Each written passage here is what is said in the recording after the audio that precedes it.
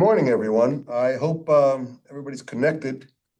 We're in the Fuse Center at George Mason University, which is a high-tech center, which is full of a lot of people in this room who are not high-tech. So you've finally managed to get on. My name is Tom Vartanian. I'm the Executive Director of the Financial Technology and Cybersecurity Center.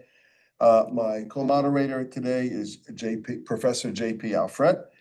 JP has a number of titles at George Mason University, but is involved with the Center of Excellence in Government Security and Cybersecurity Risk Management and Resilience, the Center for Assurance, Research and Engineering, and the Donald G. Costello College of Business at George Mason.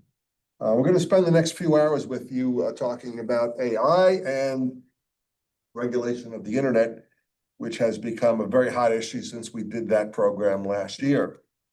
And so I guess to start this off, let me just say a few words about my perspective and where this program should go.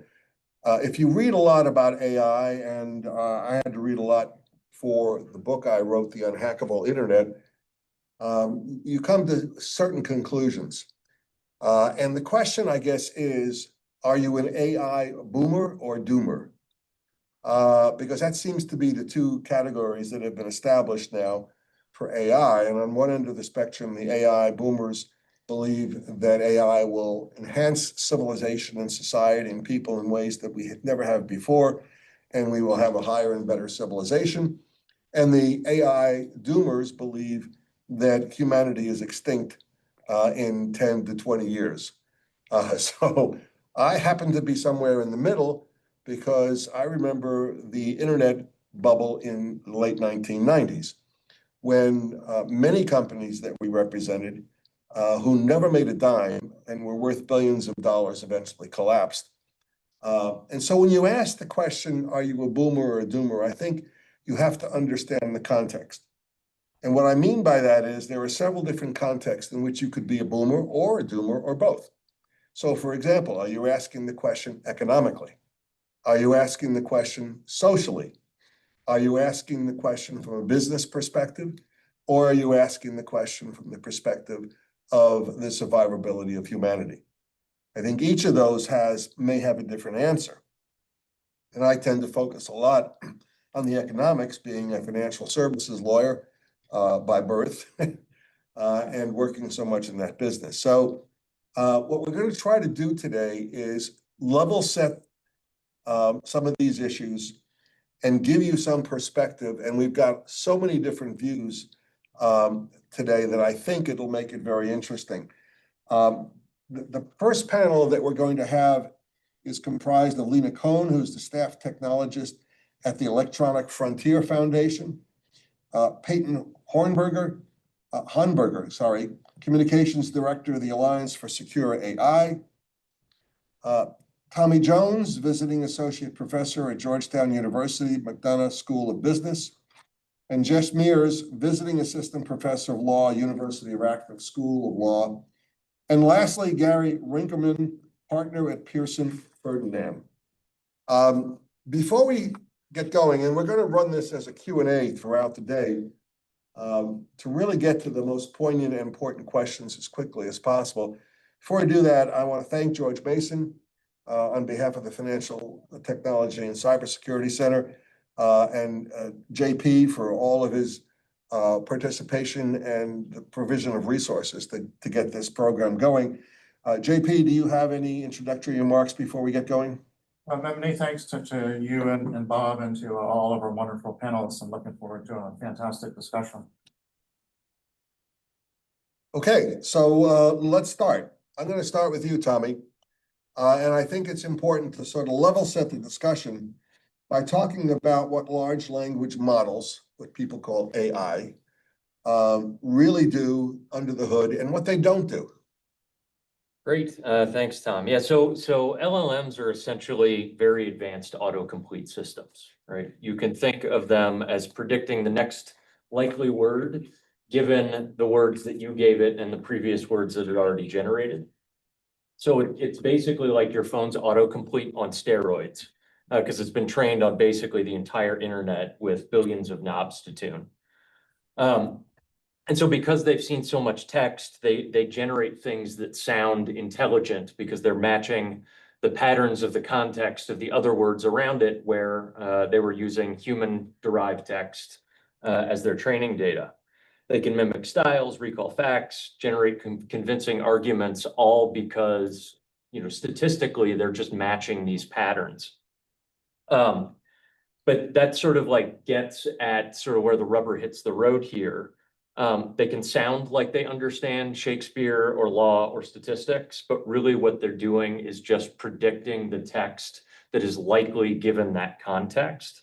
So they can give you a very fluent answer and still be confidently wrong. And so like, I think the thing to keep in mind here is that they're optimizing for plausibility, not necessarily accuracy or correctness. Now, most of what people produce, most of what's in their training data is fairly accurate or correct. So that's why they're so useful. But just understand there's no inherent control over accuracy inside there. It's just what's the most likely next word given all the other ones. So Tommy, I've read a number of people who've argued that means that hallucinations aren't really the exception, they're the norm. I mean, I think that's accurate, right? It's just a product of how the system was designed. So a hallucination isn't necessarily the case of like a human hallucination where we're seeing or hearing something that isn't there.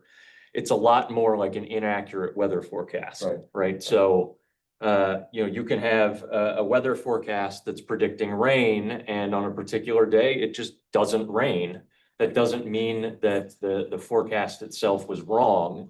It just means that, something else happened that wasn't captured in that forecasting model. But Tommy, how does it just make up a case that doesn't exist and take that from its training data since it wasn't in the training data? I'm glad I came just to hear you answer this question. Yeah, so I mean, I'm actually more surprised that it produces cases that do exist, given how it's built, right? So so think of a citation. It knows what citations look like. And if maybe the way you asked the question or the context around it was sufficiently weird, it's not going to grab on to some of those statistical parameters that were pointed at a real case. You'll still get a plausible looking citation, but because of just that little weirdness that came into the prompt, you're now in a spot where it's predicting something that isn't there. Okay, thanks. I feel better. All right, so Peyton, there's a lot of CEOs who are talking about building out super intelligence. And one of the problems in this area is for as many buzzwords, there is as many definitions of each buzzword. And that's why I have a lot of problem when people ask me questions. I ask them to define the words in the question before I want to answer the question. So when these CEOs talk about superintelligence, what are they talking about, number one? And number two, should we have these superintelligence computers being built? Yeah, it's a great question. So to define superintelligence, this is when machines have surpassed human reasoning, cognition, thinking. They're just by and large smarter than us. This is a really scary concept. Things become wildly unpredictable when we reach this point. They refer to this as the singularity, when machines become smarter than us. What makes this so scary, I think, for all humans is because effectively machines would treat us as we treat like ants, for example. We don't think twice when we build a new building or a new development on top of an anthill. And why would we think that a machine smarter than us, it's better than us, it's more efficient than us, why would it stop and think twice about us? A lot of the CEOs, they put timelines for AGI, artificial general intelligence, as soon as 2027. Also a scary prospect because at that point you could see something like recursive self-improvement. That means basically the machines could then improve themselves, and this has no stop in sight. There's no end in sight, i.e. singularity. To answer your second question, we just saw via Twitter, over 50,000 different influential folks signed a letter saying they do not support the creation of superintelligence. Some period, they don't want to see it at all. Some want, more definitions or more guardrails, safeguards, or just more of a guarantee that we could control this technology. Personally, I don't think that we could control it. I think that's a little bit of our human hubris, to think that we could control a machine smarter than us. So that leaves me in a territory of more than likely, no, we probably should not enter that territory.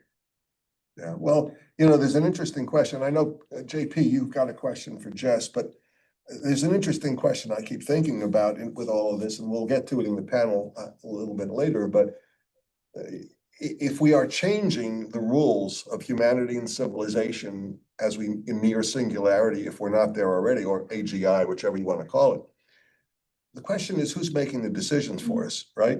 Are they politicians? I don't think so. Perhaps the decisions are being made in Silicon Valley that decide the future of our lives. And frankly, I don't want those people making those decisions about my life. So it's an interesting, and I don't want China making it either. So it's an interesting set of issues with respect to who's making the decisions. But JP, let me hand it off back to you. Thank you, Tom. And thank you, Jess, for joining us. Chatbots and large language models become more integrated into public discourse. Policymakers are increasingly focused on regulating their outputs, such as speech or video. How would you characterize the current regulatory landscape around AI-generated content, and how do you see it heading? Thank you so much for having me. I'm a graduate from the Volgenau School of Engineering at George Mason University for computer science, so it's great to be back all these years later. Yeah. So my approach to, and I guess some of my observations to what we're seeing with the current generative AI regulatory space actually come from my very, I guess, long career, almost a decade now, in the internet technology space, both in the legal and policy space. And so the way that I look at AI is just a new addition to that portfolio of internet regulation. And what I'm seeing is history repeating itself, and I'll unpack why I see it that way. So I think we're seeing a lot of what we saw with regulators today and before, when the internet kind of came to be, when social media companies were coming to be. We're seeing some similar approaches to the generative AI and chatbot space. There's this sort of general feeling from both the federal government and the states that we need to do something about generative AI in the same way that we need to do something about the internet. And we're not sure what it is we need to do. And there's a lot of disagreement about what it is we need to do. And there's a lot of similar unsophistication about the way in which we talk about generative AI, similar to the way in which the regulators talk about the internet. One of the things that I'm thinking about is we're seeing sort of everyone talking, or policymakers talking about generative AI as if it's just ChatGPT, right? The reality is that there's a lot going on in the generative AI market, and there's a lot more technical sophistication that we need to be considering beyond just kind of referring to them as these probabilistic models, for example, right? A base model that hasn't been fine-tuned, that has been pre-trained on lots and lots and lots of data, is one approach to generative AI. But the reality is that the way generative AI is produced and developed today is that you have these sort of base models that are put together by the big companies like OpenAI, and then you have lots and lots of people, either in the open source market, in the private markets, that then come in and they fine-tune these models, and they fine-tune them specifically with a lot of granularity. They have more control over the data, the curation and selection of the data that they're using to train these models, and they have manual instructions that they are writing in order to help craft and curate and sort of design the types of messages and outputs and speech that these generative AI models are producing. And so the way that I think we're seeing sort of this regulatory approach is that it's sort of this mad dash to go after, ChatGPT or go after Gemini, right?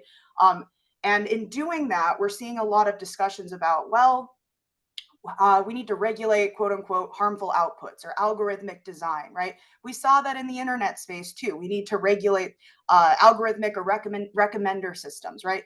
And the reason why it has transitioned over to that sort of discussion is because the policymakers can't do what they really want to do. If they can't say that quiet part out loud, which is that they want to regulate this speech that is being output from these systems. When we're talking about harmful outputs, we're talking about state policymakers and federal government policymakers who don't like the certain types of messages that these chatbots are producing. And that is in the same way that we see with the internet companies. They don't like the types of content that the internet companies are amplifying or deprioritizing. But because these policymakers can't say, we're regulating the outputs or we're regulating the speech or the content or the messages, because that's such a massive First Amendment issue, we're seeing the same sort of clever approaches that we saw in the internet space. We're going to regulate the product. We're going to regulate the design of the product. We're going to regulate the algorithms behind the product. But it's all the same thing to get to the same issue, which is we don't like the types of messages that are being produced by these systems. Where do I see this going? We can look to the internet as the history, right? We can start with trying to regulate chatbots having explicit outputs, right? We can start with adult content, pornography, just like we did in the 90s with the early internet days, Reno v. ACLU. When that doesn't work, we go to regulating sort of the harmful product design of it all, like we just discussed. When that hits First Amendment barriers, just like the internet companies hit with all the net choice cases over the past couple of years, what I see is us switching over to something like the product design, switching over to age verification, right? Things that they can say, this has nothing to do with the content or the viewpoints that are being expressed by these models, and everything to do with everything else not having to do with the content. But the reality is that it always has to do with that underlying content and the messages. Thank you, Jess. I gave a talk last year in at Insect Grand École in Paris. It was on regulation and AI, and the discussion afterwards centered on the differences between countries that have a civil law versus common law, and the prescribing regulations such as in EU versus the courts having a much larger role here. Do you have any thoughts or comments on that? So I kind of missed the first part of it. Can you, that was kind of like a little quiet. Can you say the first part? Oh, the differences in the civil law countries versus common law countries in the development Oh, of okay, tech yeah. information. I assume you're sort of getting at like the way in which common law develops here in the United States to sort of apply to, yeah. So I think we're going to see something similar in this space as we saw with the internet companies. One thing that I would point out, I think folks who have practiced in the internet law space, they're very familiar with sort of the CompuServe Prodigy dichotomy that created what we now have as Section 230 for internet companies, for online services. And so I think we're going to see something similar start to develop in the generative AI space, in that the way that I see generative AI is they're like the new modern publishers. And as their role as new modern publishers, they have, I'm going to talk about this in some of my other questions, but there are publication torts that are that we have today that will likely develop under common law as applying to these generative AI services. And what that's going to create is, I think, the same sort of either dichotomy or dilemma, if you will, where generative AI companies are sort of in this tension or push and pull between, well, how do we avoid having knowledge over the system and its outputs? Because once we have knowledge, then the courts are going to start to say, look, these publication torts like defamation, false light, privacy, they apply to you, and they apply for each and every one of your outputs. So I think as that common law develops, as we try to apply things like tort law, products liability, publisher torts to these companies, I think you're going to start to see some of the same developments that we saw in the internet space, where we might reach a tipping point where our policymakers are going to have to think about, do we need to create some sort of statutory immunity or safe harbor to ensure the continued existence of these products as well? Thank you, Jess. Lena, I want to move the conversation to consumer privacy and ask you a question, but I want to put a little context behind it. In the 1990s, I represented Sabre. And for those who are young, who will not remember Sabre, Sabre was the company that produced the OAG airline guide. And for those of us who were traveling around the country representing clients and doing whatever we were doing in the 70s and 80s, you didn't travel without an airline guide in your pocket. And that had, in one little place, all of the planes that flew everywhere for the month. And so when your plane was derailed or not taking off, you pull out your OAG guide and you look and see where else you can go. While we were representing Sabre, I learned in that instance, and that was the first time I started to begin to focus on the value of data. And because what the people at Sabre told us was that they made more money printing the OAG guide about all the airline flights than all of the airlines made together, right? Think about that. Free data that they had collected was earning more money than the planes flying the people around the country. Now, follow that up in 2020, Shoshana Zuboff wrote about surveillance capitalism as the new way of making money. That effectively, the major corporations, tech companies have reduced people to just mere pieces of data. And if you read Careless People about Facebook and you read AI Empire about OpenAI, it's pretty clear that where human beings fall in this spectrum. So with all of that as a background, the question is there any consumer privacy left? Does the right to delete mean anything?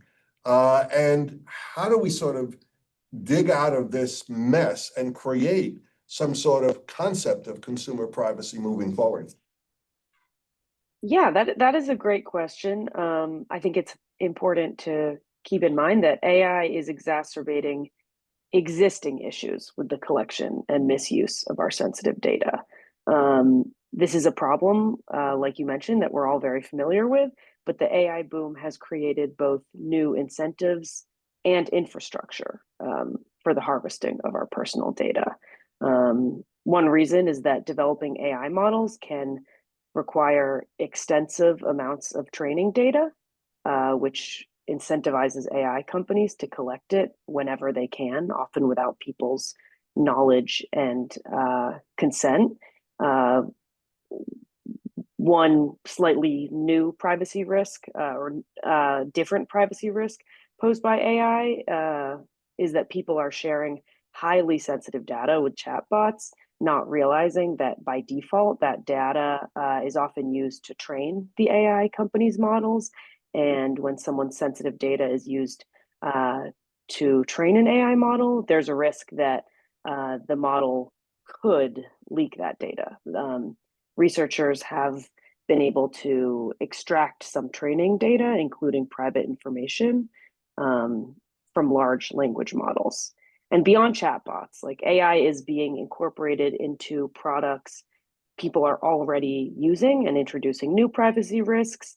Oftentimes, people have less knowledge and control over what data they're sharing outside of chatbots. OpenAI and Perplexity have developed new AI browsers that silently collect even more data about people's online activity than Google Chrome, for example. And this hype around agentic AI creates a new vector for AI to access even more sensitive data. Like in order for agentic AI to act autonomously on people's behalf and do things like buy plane tickets, it needs access to your payment information, your calendar, your email. So to get to the rights and legislation part of your question, consumers do have rights. Even though federal privacy legislation is long overdue, many state privacy laws can help address AI privacy risks, which aren't necessarily unique to AI. Unfortunately, these laws need to be better enforced. They're being broken at a scale that regulators can't keep up with. And part of the reason is that these state privacy laws lack a private right of action that allows anyone whose privacy rights have been violated to sue. And so they don't have to rely on potentially under-resourced government agencies to fix every privacy violation that occurs. Like you mentioned, AI can complicate people's ability to exercise certain rights. Specifically, some states give people the right to ask companies to delete their personal data. It's unclear how that will work in practice with generative AI models because it's nearly impossible to remove specific pieces of data from an AI model once it's been trained. This is unlearning is an area of active research. But for the most part, a company would need to retrain an AI model without the piece of data you request deleted, which is just extremely expensive. and unlikely for most of these big companies. So there's a lot going on in the privacy and AI space, but I think it's important to focus on strengthening the enforcement of privacy legislation we do have, because if strengthened and enforced, it will help consumers fight some of the biggest privacy harms of AI. Lena, isn't some of the problem the fact that consumers really have no clue what data is being collected about them? There's another terrific book out there by Baron Towell, who is a Wall Street Journal reporter. It's called The Means of Control. He talks about the data that's being collected about everybody, which is astounding. But one of the points that I walked away from the book with was the fact that the US government now has figured out that in this world of data brokers, it can actually buy data from data brokers and avoid having to get a subpoena under the Fourth Amendment, right? So instead of going to a court to get a subpoena, you go to a data broker and you buy the information. Now, the question that may or may not be asked is, where did you get that data? Was it legal, the collection legal or not? But I just think that I don't understand what the right of privacy means in a world where consumers don't even understand how much data is being collected about them. Absolutely. And that's one of the biggest issues with the notice and consent model of privacy law, where the main privacy rights people are given is the right to opt out of data collection and sharing, because most consumers don't realize that their data is being shared so widely and that they need to opt out. Most people close cookie consent buttons. Most people don't read the terms of service. Stronger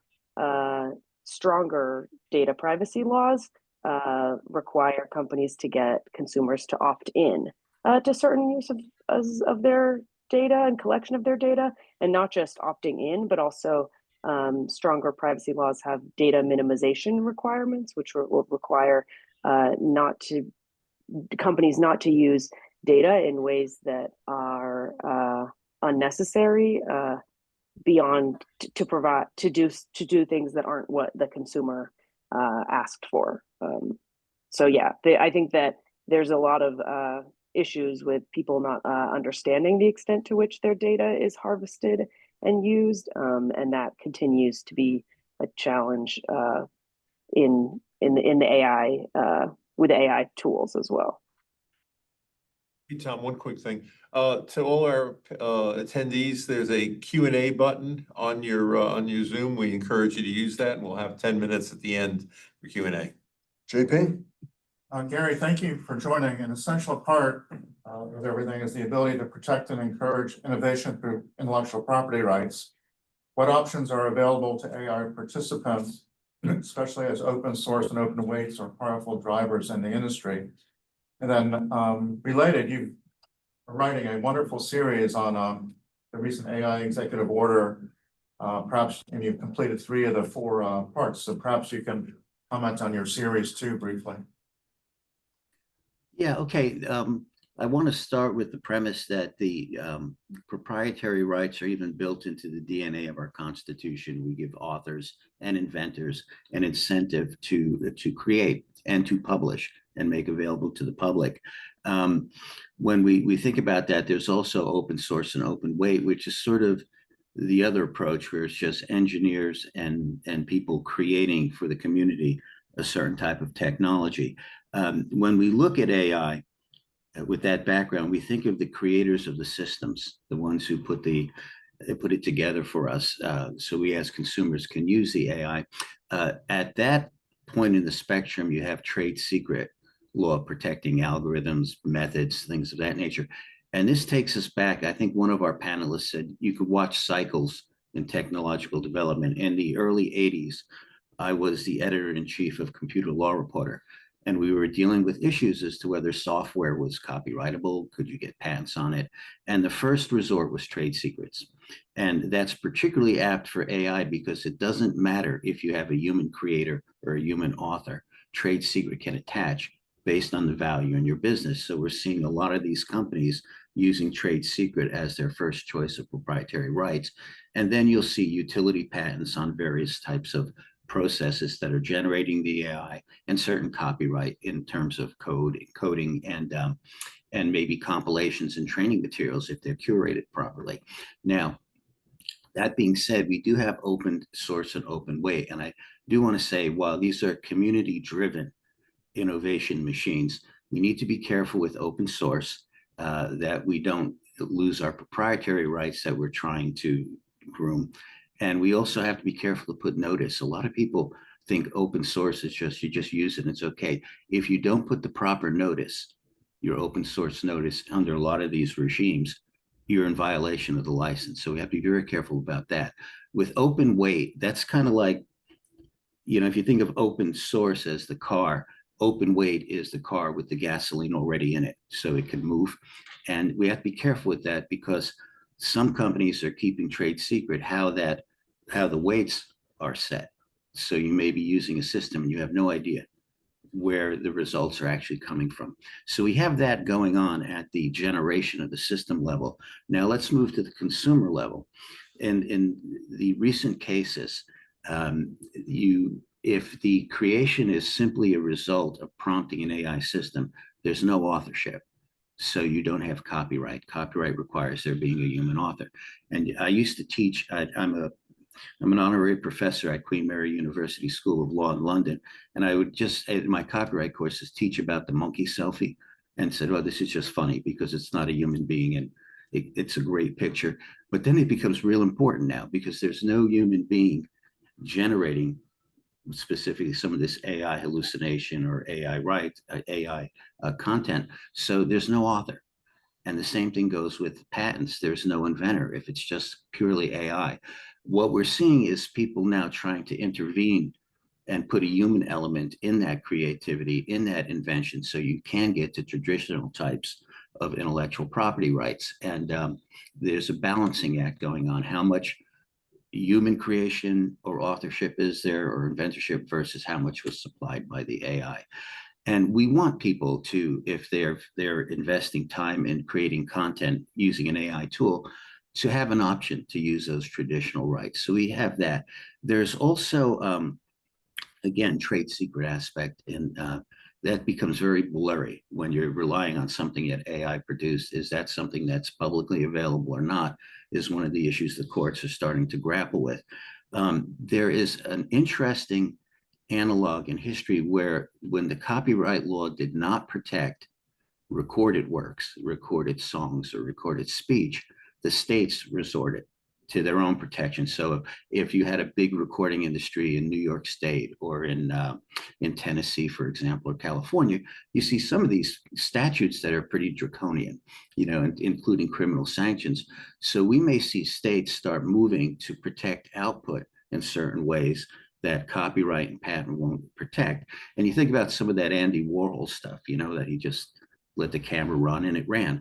How do you protect that? Is that really copyrightable? And I think some of the states may be coming up with answers, or we may see a sui generis type right in the federal law based on the Commerce Clause, for example, rather than Article 1, Section 8. So we are on a frontier now of seeing who owns what and who is entitled to own something based on what the AI puts out. I wanted to comment on something I heard earlier about freedom of speech.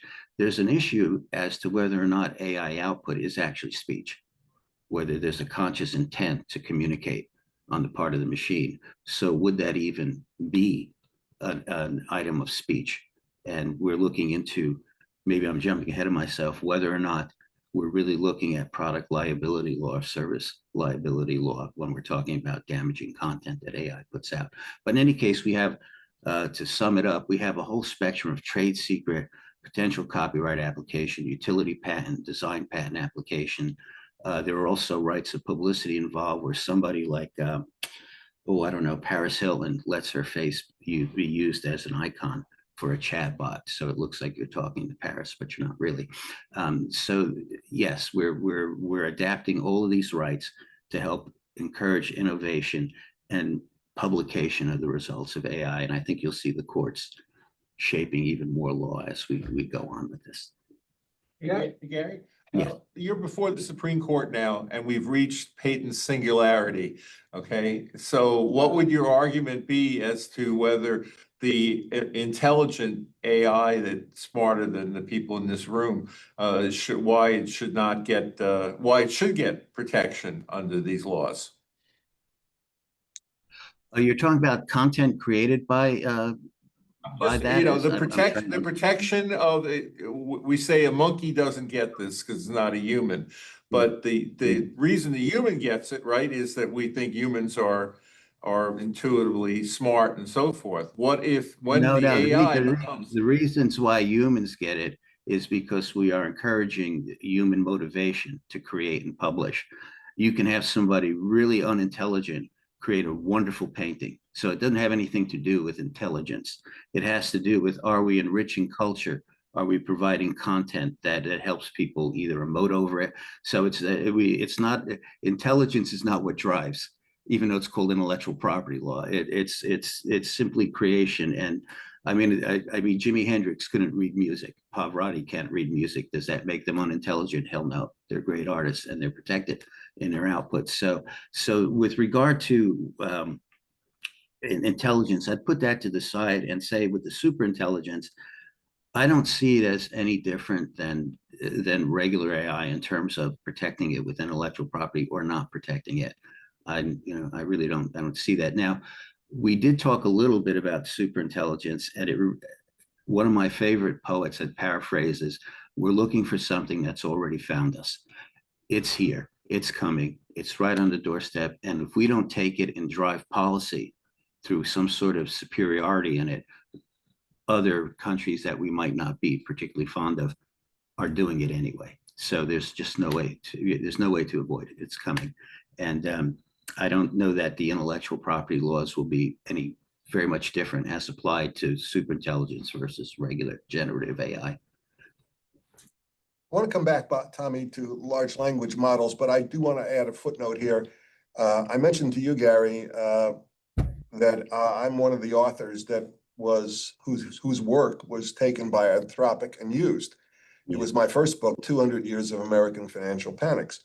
Uh-huh. And, as a lawyer and an author, I have various different perspectives on it. But the one thing I've concluded is that it's really obnoxious about what the tech companies are doing, because their view is clearly take first and argue about it later. To go back to your analogy, it's as if they stole my car and now I have to go to court to decide to argue about whose car it is. And just for that book alone, I probably put 4,000 hours of work into that book, right? They didn't ask anybody about whether or not they could copy that book and use it in their large language model. But as a result of the lawsuit, I find out that they did. And I'm now on a list to get $3,000 after I'm sure my publisher and my agent picked through that $3,000 and take most of it. But what I find obnoxious is the attitude that we take first, because data is so important. Whoever gets it first is going to be the king. We take first and we argue later about it. Now, there was an article just a week or two ago about a company that's basically going to tell authors that unless you tell us we can't take it, we're taking it. Well, that's not the way the law works, right? It's just not the way the law works. Google tried to do that in their Google settlement, if you remember that, way back a couple of years ago, where it was an opt-out rather than opt-in system they were proposing. And the ghost of that has just been revived with regard to authors like yourself, as people are trying to grab your content. When the CEO, I think it was of LimeWire, was on the stand, he basically said, if you can't protect it, I can take it. And we see that attitude. We see that attitude developing with regard to authors like, and me too. I mean, some of my stuff is in there. The question is, I think we've gone from Shoshana Zuboff's, idea of capitalism to data anarchy, is what it is. well, it's not anarchy. It's a collective decision that your contribution to culture now becomes fair use for somebody who can make a different use of it. That is creating AI. I don't want to endorse that point of view, but when you created your book, I'm not sure the market was there in your mind that you were going to be in an AI engine. Now, I'm not saying you should have the right to control that. Don't get me wrong. I'm just saying that their view is we've got something we found and we can do something else with it that wasn't in your motivation whatsoever in creating your work. So why do you want money from us? You know, and I think that's a terrible situation, but it is developing. And I think we're going to see large companies lobbying, Congress and shaping court decisions, just like the music industry did with ASCAP and BMI. Select the weak points, create judicial precedent, and the next thing you know is you get $3,000, but your lawyer charges you $6,000 to deal with the issue. I think that's the way it is. What you need to do, or what we need to do, is become more active at Congress to educate them about, your privacy, your rights as an author, and how you should. Good luck with that. Yeah, I know. Well, right now, that's the best we can do. Maybe you can sue for something other than $3,000, but I wouldn't recommend it. I'm not here to be the lawyer. I'm here to Right. Tommy, let me come back to the large language model and the guesswork that's going on, right? This is sophisticated guessing. So the question I think that I've been thinking about lately, and we've seen it just written about this week, is people can't explain how these large language models are doing more than they're supposed to do. That they're actually going beyond coloring beyond the lines. And now some of them are actually developing a means to protect their own survivability and are not letting you turn them off, in effect. So what's happening there? I mean, what kind of stuff is going on there that from this guesswork that's ending up coloring outside the lines and even creating some sort of will to survive? Yeah, there's a lot to unpack there. So I think first, let me say that these models don't have any inherent sense of cause and effect. So when you're saying, hey, they're coloring outside the lines, that's because we understand cause and effect. We know that there are lines there. These models are not mechanically built to understand that. There's no concept of it there. Jess brought up the good point that, what we actually interact with is more than just the statistical model, and that does help build in some lines. I'll get to that in a minute, but let me get a little technical and hope that I don't lose the room and the audience here, but to try and make it a little bit more tangible about what's happening, whether you get something right or wrong or outside the lines, whatever you want to call it. So what these are doing is they're essentially taking words. They are mapping those to numbers in an index. And then they're doing it's a huge bag of math of multiplying those numbers by weights that Gary brought up, adding it all together, and then squeezing it through a highly nonlinear function and doing that again and again and again, until you basically have this giant mathematical space that captures statistical relationships between things, not even necessarily words. I don't think a human could interpret it, but it's a big matrix of math, right? Then when you're getting an output from it, that math gets decoded back into those numbers that are mapped to that index and turned back into words, right? So it is just words to numbers, whole ton of math, and then back to words again. There's no concept of guardrails or what the lines are. What Jess pointed out in her talk or her comments earlier was that, yeah, the systems we interact with don't stop there. Like if I download one of these open weight models off the internet, I can just get that raw mechanical thing I described. But oftentimes for specific use cases, the companies that are doing this, or companies or researchers, are fine-tuning these models for specific use cases. So if I use regular ChatGPT, but I ask it a very niche question, or better, if I ask it about the Super Bowl, not a niche question, I'm like in the middle of that mathematical space, lots of support for the data. If I ask it a very niche technical question, I'm like out on the edges where there's not a lot of data support. But because I'm doing math, I'm getting numbers out, and those are getting turned into words. And so what the fine tuning does is try and build more support for those niche use cases. And where we have a sense of guardrails, then those companies, those teams, whatever we want to call them, are building other models and computer code around that to identify, oh, this was likely a hallucination. So instead of giving you what the model said, I'm going to give you something else. Oh, you just asked something illegal, like how do I harm another person? Instead of giving you what the model would say, I'm just going to give you a warning message, that sort of thing. So I don't know how helpful that was, but mechanically that is what goes on. I have a question for Tommy. So what about like when like the survival instincts of the models, or when they've like tried to blackmail like the researchers? Like what about those instances where it doesn't seem Yeah. programmed? So I can't, The programmers were felons. Right. I can't speak to that specifically because I just don't know a lot of the details, but what I do know details on is why these models can sometimes be sort of sycophantic. And I suspect that mechanically, we've got a lot of the same thing going on here. So it's not that they're actually trying to protect themselves or not that they're actually trying to be sycophantic to you. So one of the things that, for example, OpenAI does for fine tuning their model to make it more useful to humans, you'll notice sometimes they'll give you a little prompt at the end of the response that says, was this answer helpful? Thumbs up or thumbs down, right? People click thumbs up or thumbs down. That then becomes training data to help select what are better answers, right? So now instead of having just my large language model, I have two models, large language model and model that is helping choose among various responses of that large language model.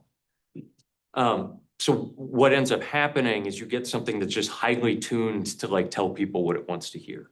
I suspect that some of the survival instinct stuff is sort of a similar thing where it's not actually trying to survive. It doesn't have a concept of survival, but you just ended up in a mathematical space where like that just seemed like the correct response. And so that's what you get.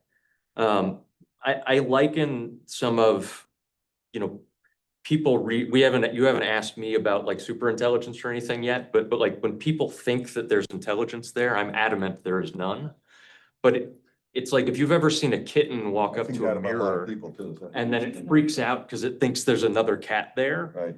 I think humans do that with language. Like language is so inherently tied to our intelligence. We see something with language, therefore it must be intelligent. And the reality is there's just something fundamentally different going on. Well, it sounds like what you're saying is there's a simple answer to some of these very complicated and hallucinatory things we're seeing. It sounds to me like, if you remember when the Boston Celtics were winning championship after championship, people started talking about leprechauns in the Boston Garden, right? And as it turned out, what there really was the parquet floor had parts of it that were dead. And the Celtics knew where those dead spots were, and they would force the dribble to those dead spots so that the player would lose the ball. So maybe that's the same thing that's going on here. JP? Kind of related, and maybe we can come back to it, is with the AI agents and AI agents trying to maximize an objective function. There can be conflicts between that objective function and guardrails. And so in those cases, there can be some behavior that isn't planned for or wanted. So maybe we can come back to that towards the end. Jess, some policymakers and courts seem tempted to treat large language models as defective products when their outputs cause harm. Is product liability the right framework for understanding chatbots and generative AI systems? Short answer is no. I'm going to unpack this with 3 points, and I'd love to start by responding to Gary's excellent points as well. So the first part, you mentioned, we talked about the First Amendment, right? So the First Amendment protects uncertain speech. It protects erroneous speech. The New York Times v. Sullivan test made that very clear, that erroneous and uncertain speech is protected as it's a natural part of the free and open debate. And I think there's been a lot of sort of discussion or misinterpretation of the First Amendment, where when we apply that to chatbots and we say, well, the chatbot doesn't know, or OpenAI, for example, doesn't know or didn't intend that speech. Unintended speech is also protected. The First Amendment protects speech acts, right? And so it protects ambiguous speech when we're talking about speech conduct, for example, right? So starting there as our baseline, I think many of the First Amendment scholars who are thinking about this issue, they are not in disagreement that the outputs themselves are speech, they are information, they are content. The actual discussion or debate that's taking place with regards to where the First Amendment plays in is whose speech is it, right? And so there's a lot of debate about that, right? Is it the user speech? Is it the developer speech? Is it some sort of hybrid in the middle? We also see sort of this discussion about whether it's machine speech or human speech. I'm writing an article about this. I'm writing about how products liability is the wrong approach. I'm writing about the First Amendment implications. And one of the things that I argue in my article is that I actually think the human and machine line is fictional and dangerous. There's a really good book out there that's called The Automation Myth. And it talks about how as throughout history, we've gotten better and better and better about automation, which has pushed us to think or made us think that machines are sentient or machines are doing all the work, right? When in reality, what's actually happening is the humans that are directing the machines are just getting pushed further into the shadows, but those humans are still there. And that is the case for generative AI. Now, if we want to say, like, if we want to even just say, look, we'll say the First Amendment doesn't protect these machines because it is machine speech and machine speech isn't protected, or it is uncertain or unintentional speech. Fine, we can leave it. We can run from that argument, which brings me to my second point. There's been a lot of discussion about black boxes, and we see in the news that people don't even know what these machines are doing. I spend a lot of time doing the actual computer science research. I do a lot of deep dive into that research, and what I will say is this: computer scientists, they are screaming at the top of their lungs that they absolutely do understand what's going on behind under the hood. There's a lot of intentional and deliberate aspects of creating these machines. Data creation and selection alone is an incredibly intentional and editorial act, deciding what your model's worldview is going to be.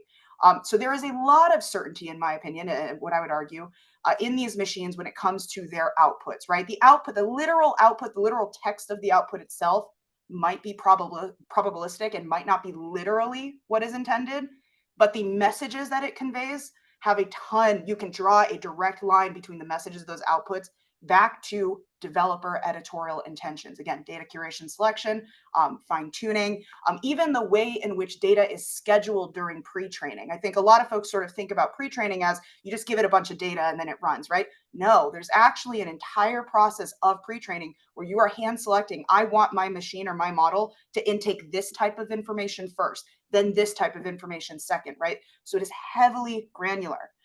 The model makers themselves, I see them as akin to the newspapers and even to social media. They have editorial guidelines. And one of the things, we know this from their guardrails that was discussed before, right? There are certain things that you can't get a model to produce, and there are certain things that your model will be allowed to produce. One of the arguments that takes place about why the First Amendment doesn't protect is because, well, we don't know what those editorial guidelines are. They aren't explainable. Nothing in the First Amendment says, though, that or forces newspaper companies, for example, to have to explain why they made their editorial decisions, except when we get into defamation law, and that's a different kind of consideration, right? So we know that there is certainty in these models, and we can see it live because there's a big reason why Grok, for example, looks and operates very differently from ChatGPT, right? And that's why we're seeing all of these model makers kind of coming out and saying, I have woke AI, or I don't have woke AI, or mine's a truth machine, or not truth machine. Those are viewpoints. Those are protected editorial viewpoints that are intentionally baked in to these systems. And so again, I sort of reiterate, I think we absolutely do have First Amendment considerations on the outputs. Now, why am I harping on this? Because it brings me to my last and final point about products liability being a massive ill-fit framework for these products, and also a very dangerous framework for trying to regulate these services, chatbots as well, right? So first of all, we're seeing this attempt or approach in the internet space. So we're seeing litigants try to say that social media companies and their algorithms are products and algorithmic recommendations are defective products. What that's actually leading to is an absolute mess in the courts right now. We're seeing we see some courts where they say, well, in order to do algorithmic curation, that naturally requires you to touch the content of the speech. And in those courts, those circuits, they sort of see through this product's liability defense as being an attempt to regulate the underlying speech. But other courts aren't. And so now we're starting to see sort of this messy conflict in even the internet space about what aspects of the internet architecture or social media architecture are protected and aren't protected. The same thing is starting to develop in the space of generative AI. And there's a few reasons why I feel that it's ill fit, right? So I teach torts at the law school, so I teach about products liability. Products liability is for physical harms. It is a tort that was designed to deal with physical harms. And when we were talking about chatbot harms, if you will, right, we're talking about informational harms. We're talking about speech harms. And so there is a reason why we have not applied products liability in the context of publishers like newspapers and broadcast, for example, right? There's a reason why products liability for some time now, up until I would say about 2024, 2025, it was ill fit even for the social media purposes. And I see the same thing now when we talk about chatbots and we're talking about informational harms, right? Gary, you were talking about, well, what happens when there's harmful outputs? I ask you to define harmful outputs because that's what we're going to be forced to define if we apply products liability. And it's not going to be harmful outputs, it's going to be defective outputs, which naturally requires us to say that certain types of speech messages are defective. And I find that to be extremely dangerous because it will depend on whatever circuit you're in, whatever state you're in, for example. You can imagine that Texas has a very different definition of what they think is defective speech in that state versus what California thinks is defective speech. I find that road, I find us going down that road at a very rapid space, a very rapid clip. And I think the reason why we're going down that road is because policymakers, lawyers, courts, judges are refusing to do the technical homework to understand how these models are made. And they're sort of throwing their hands up and saying, it's a black box. We don't know what's happening. No, we absolutely know what's happening. The computer scientists are trying to tell us. And I know that Sam Altman is out there and Mark Andreessen's out there and they're like, we don't know what we're building. We're creating God, right? No, that's marketing. That's marketing, right? The computer scientists know what's happening under the hood. And so that's kind of a very long and like very passionate answer because I care a lot about this. I think products liability is a very, very dangerous approach, and it's going to open us up to having to have a very, very tough conversation about what kinds of information is defective. When the reality is hallucinations, which is a term I don't like because it's legally imprecise and technically imprecise, is just erroneous speech, and a lot of erroneous speech is protected. Harmful outputs like disinformation and misinformation is protected speech. So what are we left with to say that is a defective output? Jess, how do you apply actual malice in applying it to AI generated content? How do you work that? Yes. And so that's kind of the meat of the article that I'm writing as well. And so I think that is a fabulous question. So when we're in like the defamation context, right? Because naturally, if we're going to say that these services are publishers, they're modern publishers, then we're not in products liability land. What we're in is publisher tort liability land. And I think a lot of scholars, a lot of folks say, well, we can't apply publisher liability to generative AI because of this actual malice and knowledge problem. And my argument to that is that if we look under the hood, you're going to find for these models that have been pre-trained and fine-tuned, you're going to find manual instructions for how these models are to respond to certain types of messages and outputs. For example, I have found in my research, I do a lot of deep diving on what kinds of models are out there in the open source world.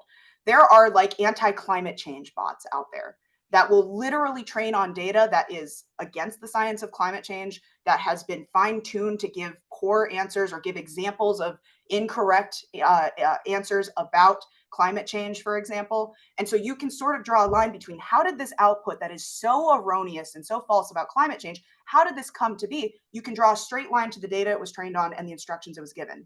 Now, how do we apply that in the defamation context? Well, you can do the same thing. So if you look at the data it was trained on and the fine-tuning the granular instructions that were provided, you might be able to draw a line when a chatbot, for example, defames another person. You might be able to actually show, the developers under the hood might actually be able to show whether or not that result is a natural intended result of the way they trained and designed the system. This leads me to my next point, which I was going to talk about later, but my concern with this is it brings us back to this CompuServe prodigy problem, where what I could see happening is if model developers can be held liable in publisher tort because we can say your editorial guidelines, your guardrails, the data you trained on, and the fine-tuning instructions all point to knowledge and malice, then what you're probably going to see then is what we saw in the internet context back in the 90s. All of these systems went hands-off. And so maybe now you're just creating a pre-trained model where you don't have knowledge. You say, you know what? I'm going to randomly send out data. I'm going to not have granular or fine tuning instructions. And here you go. Here's a random chatbot, right? And I think that's going to create very problematic results for the types of outputs you're going to get, in the same way that a hands-off system for the internet services is going to create problematic results. And I think you're going to have bad products, because what makes some of these chatbots so good is that granular fine tuning and control that happens under the hood. And that's why I'm arguing, like, publisher liability, I think, is the right application here. I think we can actually draw these lines and find knowledge and find malice. But I think that these services, I think by saying that they're publishers, I think we're opening the same sort of door to immense litigation that we saw in the internet context in the 90s that prompted Congress to have to create that Section 230 immunity for them. One of the, Well, I'm Gary, gonna get. one last point, then Go ahead. one last point, Gary, then we'll continue on. Okay. ahead, One of Gary. the things I wanted to mention, just to close off that part of the conversation, is that we had an instance years ago where a physician published a book and gave all the wrong doses for medicines to be taken, and the issue came up: is the publisher liable for that? Is the physician liable? I think, Jess, what you're doing, and it's a very excellent discussion you put on, is where does the culpability lie? Yep. And that's the key. And once we figure that out, then we can figure out how to regulate it, how to hold people liable, whether it's a product, whether it's a site. It all becomes, where does the culpability lie? Where is the guy behind the curtain? You know, Exactly right. Or exactly is there no right. one driving? It's, you know, like that John Fox song. There's no one driving, so the car goes wherever it wants. But thank you. Peyton, please. Thank you, Gary. Yeah, I would love to add the stake in the ground that I don't think a machine can create culture. I don't think the AI can create culture. I think at best it's an imitation of human creativity, and at worst a perversion. And I think I respect the lawyers in the room doing this work and like defining these things. But I think most what we've found, like the Alliance and our research and our conversations, is that most Americans are also on this wavelength of the AIs are not creating anything new. They steal from authors, they steal from artists. I think it's really important to figure out who actually ends up being responsible, who takes the blame for this. I think possibly point to the CEOs. Not really sure. So you guys are doing great work there. I do think this opens up a really dangerous slippery slope of, well, if machines get speech rights, do they also get to engage in contracts? Do they have human rights? Do they get to get married? Like, there's a lot of different questions that might sound silly now that we're gonna have to answer down the line. And it might not be relevant to us right now, but it's definitely happening. Those conversations are happening around the world and around the country. So I would love to just put the stake in the ground that no, machines aren't creating anything new. They do not have the imagination and the human creativity that makes us whether I agree that maybe it's not intelligence, but it's certainly something special about being human. All right, let me veer off into another I'm direction. gonna make one Go ahead, Jake. point. Thanks for the wonderful conversation. I think, though, that the chatbot function is just a subset of what these are doing. They're being purchased for administrative purposes or healthcare purposes. And sometimes they're wrong. For example, the EPIC system on sepsis diagnosis. And I think the way this is going to go, it's going to follow the path we took with cybersecurity, where the Federal Trade Commission is going to have a very large role on consumer production and how these companies are promoting their products. And that insurance companies are going to have a very large role. Insurance companies are now evaluating insurance for state and local government as to how they're using the systems, and states are putting in place systems to track the percentage of time that these systems are correct and the trends over time, in order to hold the producers of them and developers of them liable and accountable.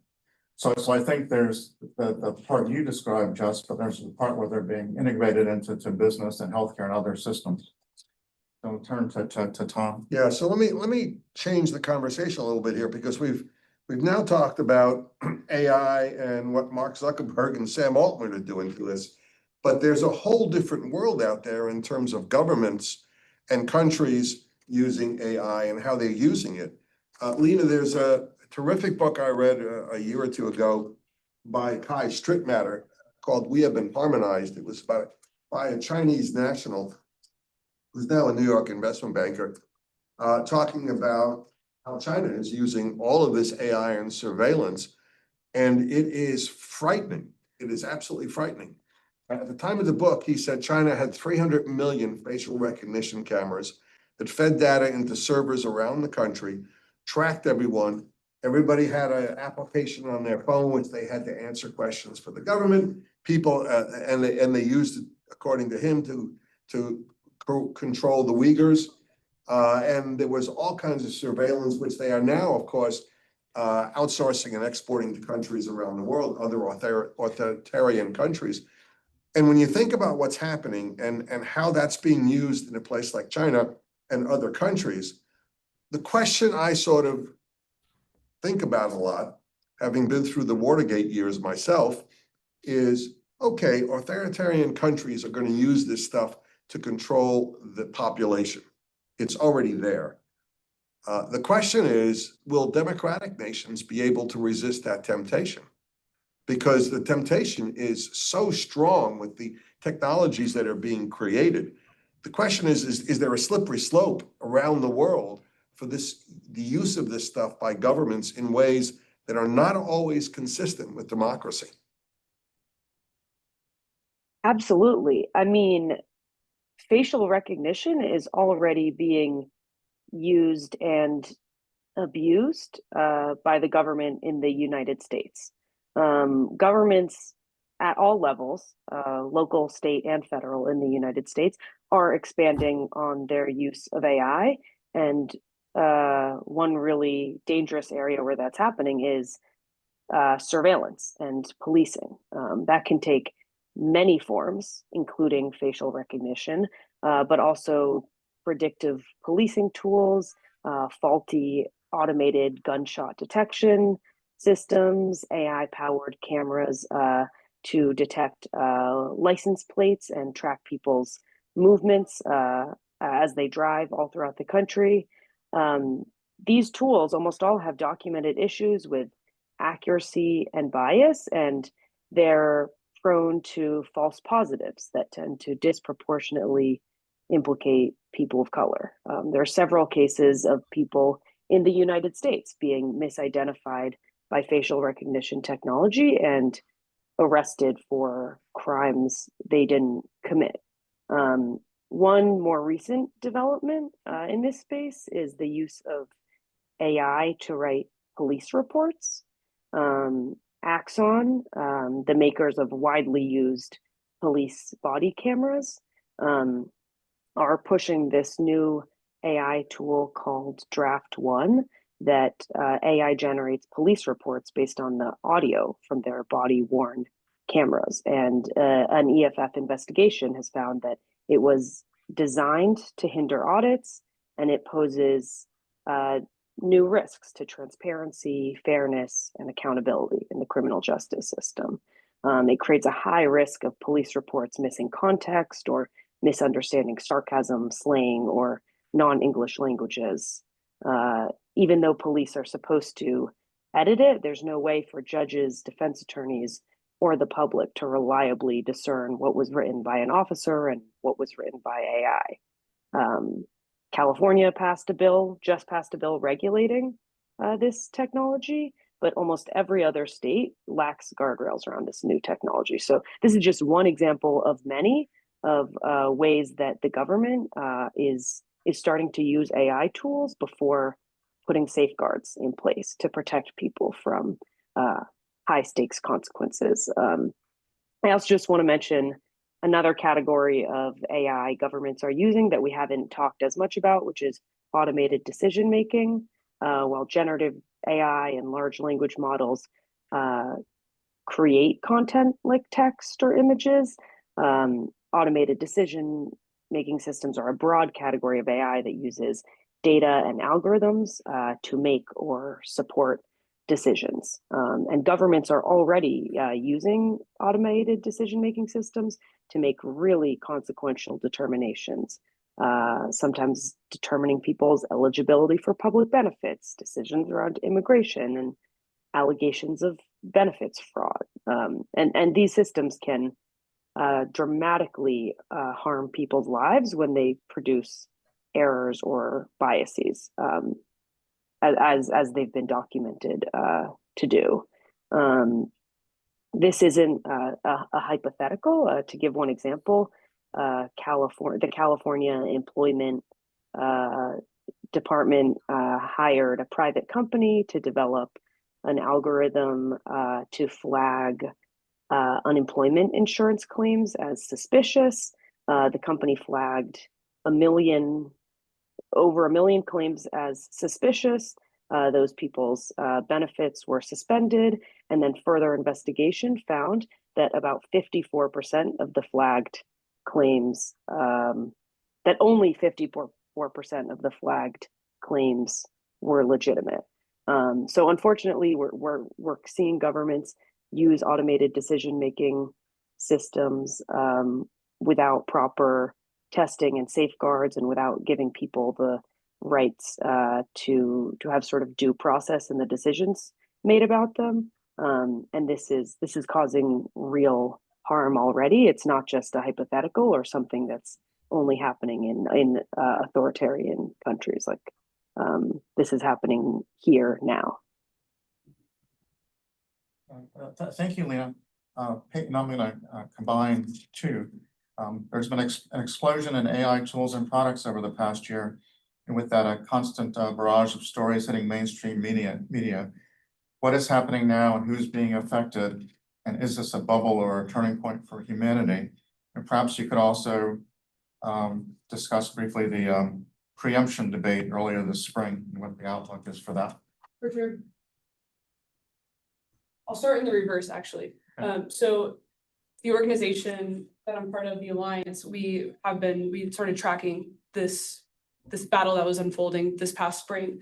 It originated in the Office of Science and Technology Policy and came down from the admin. It was adopted by Ted Cruz to implement a 10-year moratorium on preempting all state AI policy in the One Big Beautiful Bill. So over the course of about 3 months, this played out.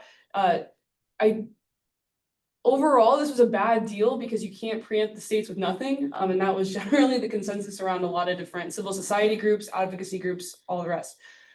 The preemption ended up being struck from the One Big Beautiful Bill, 99-1 vote in the Senate, just totally unpopular. Now, this was back in June.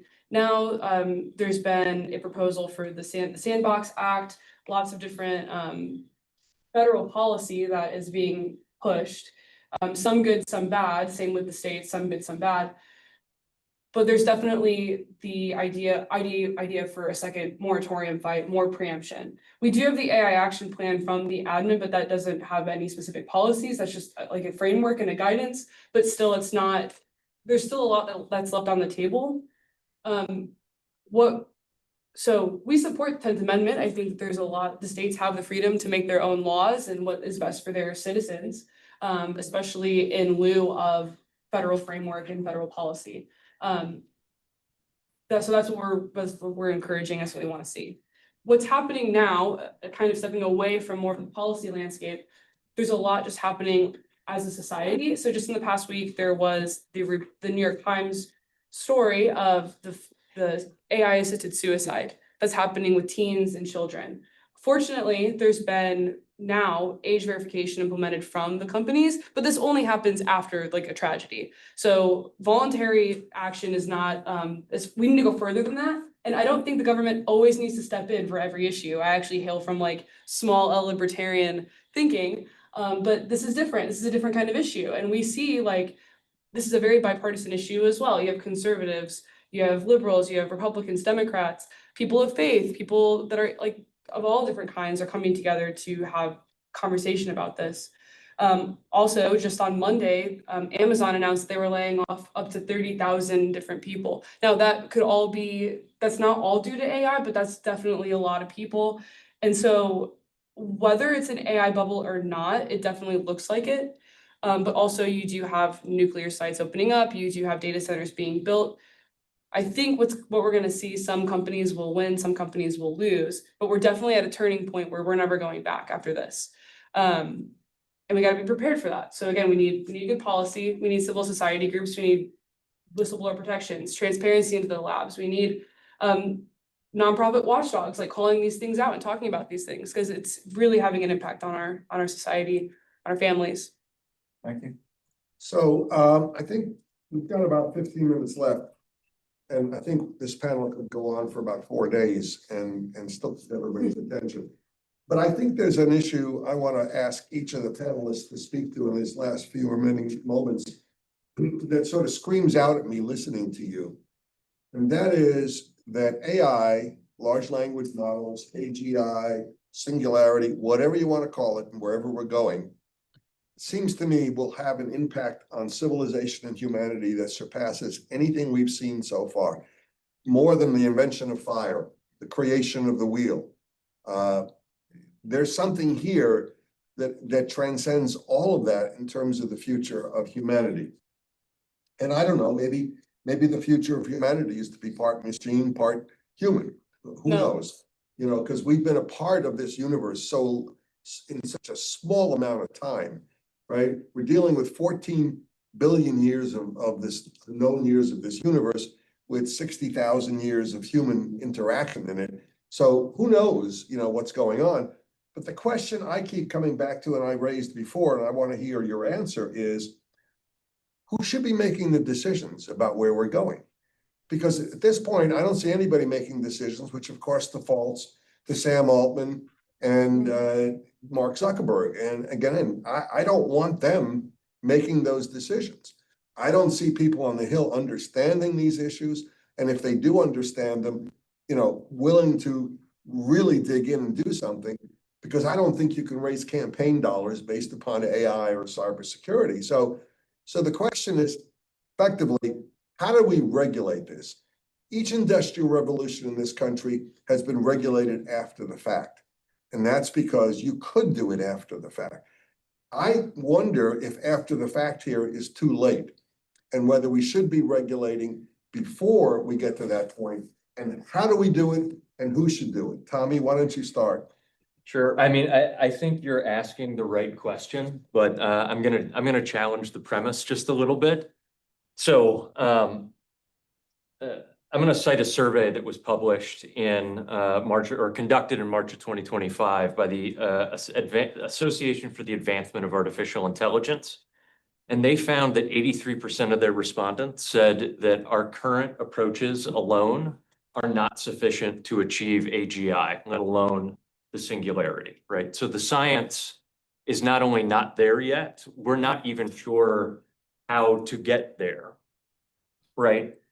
So, you know, that's not just my opinion. I'm citing this panel of experts, and these are the expert opinions, not marketing copy from Mark Zuckerberg and Sam Altman and all of that. But on right? the other side of that, there's a TED Talk out by 2 experts on AI who cite their survey that says 50% of AI experts in the country believe there's a 10% chance of human extinction. Now, 10% is not a de minimis number coming from 50% of the AI experts. Well, I mean, that's true, but I kind of think that's a made up number, right? Like we don't know how to calculate that probability, right? So it's just a guess.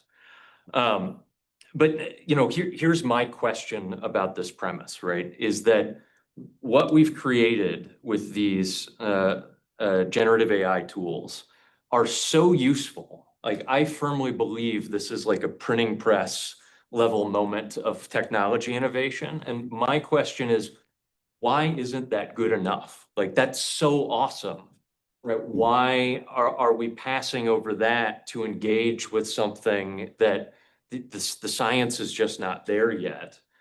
You know, so, you know, I guess that's not a technical opinion, but I agree with you that who is making these decisions and what's being foisted on society is the right question to ask. I don't think thinking about it in the context of AGI or the singularity is helpful. So like one thing I've said before, and this will be the last thing I say, so the other panelists can talk, but I'm not afraid of a future that looks like Terminator. I'm afraid of a future that looks like Elysium. And so for anyone that hasn't seen the movie Elysium, it is full of robots that are incredibly obtuse and frustrating to deal with, but I'm sure that they are saving their owners tons of money in labor costs. Like that is the direction I think we're headed. I don't think we're headed to super intelligence that's going to kill all of humanity. Well, Bob knows I'm a huge fan of Interstellar, so. Tommy, I would actually mostly agree. I actually think both of those futures are just bad overall. I would like to avoid all of those weird science fiction, robots walking amongst us, realities. To answer the question of who should be making decisions, I think this is a bit about what makes America so great, which is both the federalism of it all. States can be laboratories of democracy, try out what works for them.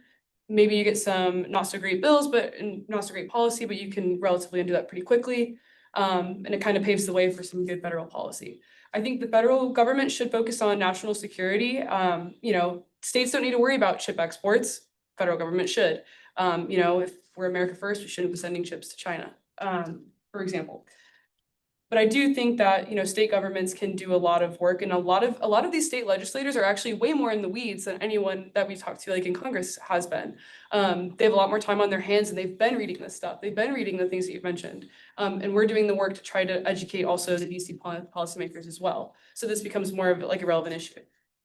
To Tommy's point, we do have some really amazing technology now. We also have some really scary things happening now. With AI chatbots, especially with children. I mean, there was the Meta had a leaked document that said that they allowed sensual and romantic interactions between kids as young as 8 years old. They didn't change that until there was public pressure. So I think, speaking of public pressure, it's also on us to make some decisions and to pressure people that can actually pull the levers. So who should be making the decisions? All of us. I think we need to experiment and try to see what we want, and also actually have the conversation of what kind of future we want. I love the idea that we're going to be, efficient and productive. We're going to make a lot of money. It's going to be great, but also at what cost, and who has to be sacrificed in the process. Lena? Yeah, I think it's good for some people to think about these big existential risks of AI, but we can't let regulating a theoretical future blind us to the harms of the present. We need to be actively regulating the uses of AI that are already harming people right now. Things like the thoughtless use of algorithmic decision-making in benefits decisions, workplaces, hospitals, pricing. Second, I think there's a lot of laws on the books that can and should apply to AI products already. That includes discrimination law, data privacy law, consumer protection law. We need to make sure that AI products aren't enabling businesses and the government to get around existing protections. And that might require reviewing and strengthening resources for enforcement of existing laws, and making sure that enforcers have the technical understanding to see how AI systems might be allowing companies to circumvent existing protections.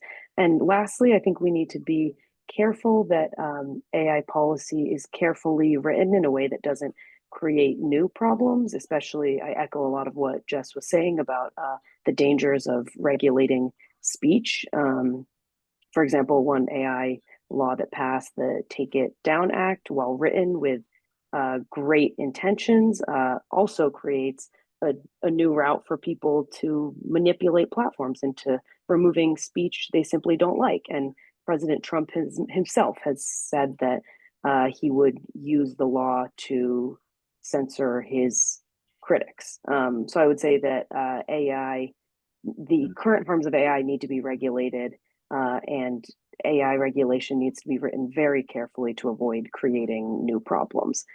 In the rush to regulate AI, we don't want to censor speech and free expression.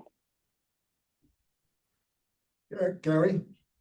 Yeah, I think there's a habit that we have. It's sort of mental laziness to use a clickbait approach to AI, as if, it's this big slab like in 2001 Space Odyssey. What we need to do is identify the points where it can do most damage and focus on that, whether it be child welfare, prejudice in the workplace. But to say like it just all needs to be regulated, that's like saying my hammer at home needs to be regulated. I can use it for good things, I can use it for bad things. If I use it for bad things, there should be consequences for that. So I think we need to take a nuanced approach to AI and not treat it as a big monolith, but where can it do the most damage? That's where we need to focus on. Now, the Take It Down Act was very interesting. It was brought up. It is actually designed to address non-consensual porn, basically. I think, Lena, I think when the president was talking about that, I think that might have been a joke. I don't think he's going to go after Nancy Pelosi for porn. But anyway, oh, I see this wild. We have another, guys, let's schedule another seminar because this is a real sensitive issue. But in any case, what I want to say is that it's very much AI it's here. We can't stop it, but what we can do is identify through state law, federal law, and tort law what damage is it causing and try to speedily address that as quickly as possible.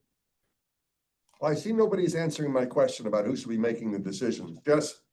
I was oh. trying to, when I said federal government, state government, and the courts should be, I mean, that's the best we can do as an educated system treating these issues. Yeah, I'm going to use this to wrap up a bunch of points that I have on my mind right now. Number one, Gary, I'm sorry for the reaction that I had there. That's okay. I'm sorry, but respectfully, I wholeheartedly disagree with you. The president of the United States has said that the First Amendment, may or may not exist today. So if he has proven time and time again that he will abuse the First Amendment. He does not respect speech. And when he says he's going to use it to censor people, we should not be treating that as a joke at this point. Moving on from that point. So I want to echo everything that my co-panelists have said. I think that every single point here has been made has been really important. And I want to go back to a couple points before I make my sort of final point here. Number one, Peyton, to your point about machine speech, I actually completely agree with you. I think the problem is that people are sort of saying human versus machine speech regulation. And I want to make it very clear that when I was talking about, from a publisher liability standpoint, I'm not talking about saying that machines have First Amendment rights. If we were to apply the publisher torts in that context, it would be holding the Sam Altmans liable for the publications, for the messages that are being sort of output from the machines. The second point that I want to make is I think we need to be very, very careful about media sensationalism. And I think that's what Gary was getting at. It's a really important point. And I want to go back to the suicide case for a second. Peyton, you had said that the chatbots are assisting suicide. That's legally incorrect. And so there is a legal bar for what we talk about when we're talking about assisting suicide, which is a very intentional, very conduct-driven based type of approach for suicidality. What we saw in these AI cases, specifically the suicide ones, like the character AI case, actually have nothing to do with encouraging or even like near encouraging of suicide. If you read the cases, which I have read, I've read them extensively. I've read the evidence that has been actually pushed by these cases as well. The character AI case, there is no evidence of character AI saying anything along the lines of encouraging suicide. They say, "Come home to me, my child," which is a line from Game of Thrones. There was no evidence that the teenager in that case actually suggested that he was going to commit suicide. And I'm harping on this because the way the media has spun that case is to say that these chatbots are encouraging or assisting suicide. That is completely false. And the reality of the character AI case is actually that a DHS employee left a gun unprotected in his sock drawer that his team got advantage of. And that is the story we should be talking about here. Which brings me to my last and final point, and I think, Lena, you really made this clear. Anything that we discuss that we are going to say is going to regulate AI, assume that it's going to be used outside of AI. We saw it with the internet context. We said, oh, age verification is only for pornography. Age verification is now being proposed for just general social media. I live in Ohio right now. I can't access my Blue Sky DMs because I won't give up my government information, my facial biometrics, or my license to access them. Right? So when we're talking about regulating AI and we're saying we need to use products liability to do it, it will start with AI, but that will open the door for the government to decide, you know what? We can have defective speech in this country. What else do we think is defective speech in this country outside of AI? So we need to take a measured, non-sensationalist approach to regulating these technologies because it will be used in ways that will be used against citizens. It'll be used to destroy our privacy. It'll be used to censor us. And it will have nothing to do with AI. And the last and final point that I'm going to make, and apologies for keeping going here. If we look at the history of communication technologies, we don't realize the benefits of communication technologies until about a decade later after they are invented. And so if we rush to regulate them now, we may not get to see the potential or realize the potential that we are seeing with these products today. Jess, I think you'd probably agree that the Adam Rain case with OpenAI, where the chat bot, ChatGPT, gave instructions on how to tie a noose, might get closer to AI-assisted suicide. So I do think that there's probably other cases we haven't even seen that this is still bad. Kids are still dying. So I do think I don't agree that that's there might be assisted some. suicide. Okay. I've studied I assisted think suicide from a legal perspective, and it is really, really, really important that we use the right legal terms here. All right, we got to move to questions and answers, but I want to answer my own question since I raised the question. And that is, for 200 years, we regulated financial institutions in this country. And in 2010, we decided we were doing it wrong for 200 years because for the 10 bank regulators we had, the securities regulators and everybody else, everybody had a little piece of the action. And we decided in 2010 in Dodd-Frank that nobody was actually regulating financial stability in the country, right? The big picture was left out, right? And we were regulating all the individual knobs, but the big picture wasn't being regulated. Now you can argue about how we're regulating financial stability since 2010, which I think is really a non-existent regulation because we're not doing it right. But I think the point is, and Peyton, you made the point about security. When we think about regulating AI, we shouldn't think about regulating all the knobs and individual bits and pieces. We ought to think about overall security, whether that's global security, national security, human security, civilization security. That's the big enchilada, right? And the second thing I would say about who should be making the decisions, I think by default, it's got to be legislators, administrations, states. And the problem why we're so hesitant to say that out loud and really get behind it is we need, and I'll just cite Senator Fetterman here, we need better quality leaders in all areas of government, everywhere. I mean, the problem is we have an adverse selection process going on that's been built up over a number of years. We're not getting the best and brightest. And we're not getting the best and brightest in the regulatory agencies anymore because nobody wants to go through Senate confirmation. Nobody wants to put themselves out there and be criticized and have their family, held up. We just have to change that system so we get better leaders, because I think at the end of the day, better leaders is part of the answer. We got questions? We do have questions. All right. But first we have one answer. You have an extra hour this weekend. You need to watch Bicentennial Man by Robin Williams, 1999. It will make you think about all these AI robot issues. It's a great, great movie. Okay. Question, and this is something that did not come up here today, but it's on the minds of the public. How can we grow with AI and keep people gainfully employed? We are seeing so many announcements of people being laid off in vast numbers because, quote, AI is going to change Target or whatever. Any thoughts? I've got a couple thoughts there. Please. So, I mean, I think to some extent the fear is overblown, particularly in the long term. I mean, economic history has shown us time and time again that humans are this almost unlimited fountain of ingenuity. Like we come up with new stuff that hasn't been automated yet. The facts are there's always a dip and then it comes back up because of greater productivity. Question is whether it happens this time. Well, yeah, so I was going to get to that, right? So that's the long run historical trend, but what about now? I'm going to think about the exact example of computer programming, right? Because it's near and dear to my heart, right? And there's a lot of this fear of, programmers are going to be out of work. And actually right now, computer science majors they went from like one of the easiest majors to get a job to now one of the hardest in just a few years because of that idea. But take this to its logical conclusion. If everybody has access to a tool that can write computer code so I can get my app up and running, then the app that I go build is no longer differentiated in the market. So why would somebody buy my product? What are they going to end up buying? All of the customization that we haven't figured out how to automate yet. And then that's where human labor is going to go there. And I suspect that for most other job fields, it will look something like that too. I mean, some will get destroyed and automated away for sure, but the overwhelming majority is, I think we're just gonna go into a more tailor-made place. Go to hospitality school. Exactly. Okay, another question. Thank you, Tommy. You're always giving us the happy side of things here. Would implementing a duty of care on platforms be sufficient to create a right of action in the instances of suicides related to chat box or remote or address that or remotely address that harm? So I know there was some exciting discussion about this whole question before. Here comes Jess. That's I can take it. all over.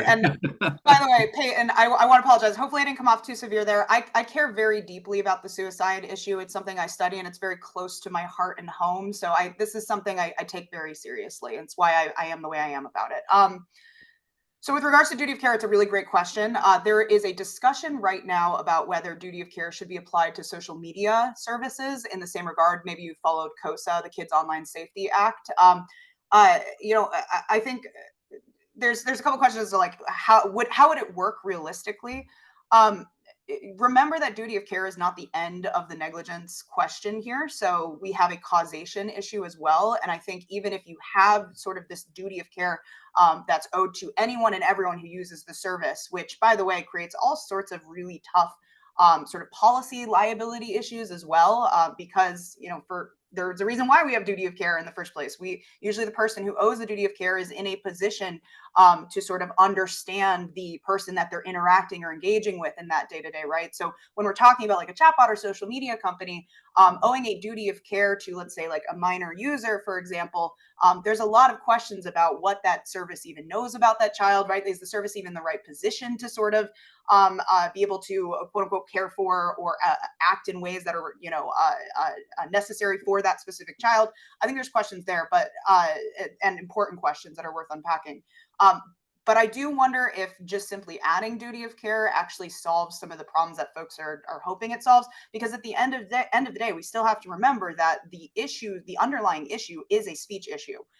This is going to sound kind of harsh and hard, but encouraging suicide, mere encouraging of suicide, romanticizing suicide, and discussing suicide, even talking about how to tie a noose, is in the protected realm of speech. Assisted suicide has a very, very deliberate, intentional, and conduct-based analysis that I don't think communications platforms necessarily cross into that threshold. And so even if you put a duty of care, you sort of have this proximate and actual causation question as to whether the service itself really is the thing that caused, quote unquote, legally and factually, the resulting suicide. So if you look at some of these cases, right, that have come up in the suicide context, there's a lot of other surrounding and very important factors. I talked about the character AI case.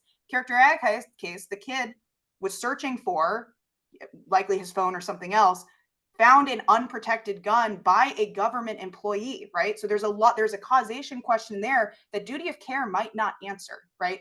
So I think it's really important before we start sort of saying like we need to apply duty of care or we need to products liability, we need to think about what is the underlying harm. And if the underlying harm is an informational harm or it's a speech harm, there are incredibly important and legally complex questions as to whether we can regulate if the underlying speech itself is ultimately protected. So I don't know if duty of care will really get us there, because the rest of the negligence equation, I think I don't think it follows.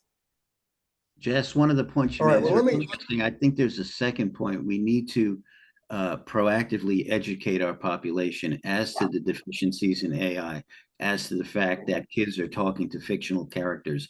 I think it's terrible how these kids react to it because they think they're talking to a real person. We need our schools to teach people this is what AI does, this is what it doesn't do.